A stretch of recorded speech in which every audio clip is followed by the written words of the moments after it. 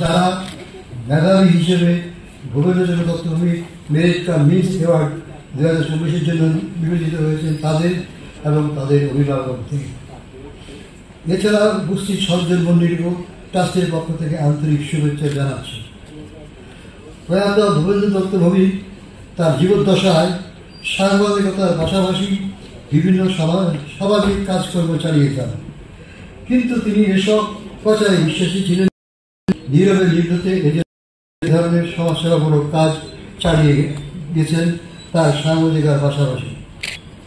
ভূপেন্দ্রচন্দ্র Dutta Bhowmik trust প্রয়াত সম্পাদকের অনুষ্ঠিত পথ অনুসরণ করে বিভিন্ন সমাজ সেবামূলক কাজকর্ম চালিয়ে যাচ্ছে। ট্রাস্ট এবছর সিদ্ধান্ত নিয়েছে দুস্থ অথচ মেধাবী ছাত্রছাত্রীদের মেধাবৃত্তি বদলে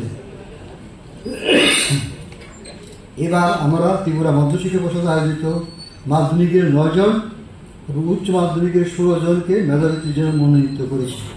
তাছাড়া সিবিএসই পরিচালিত মাধ্যমিকের 2 জন এবং উচ্চতর মাধ্যমিকে উত্তীর্ণ 5 জনকে মেধাবৃত্তি দেওয়া হবে।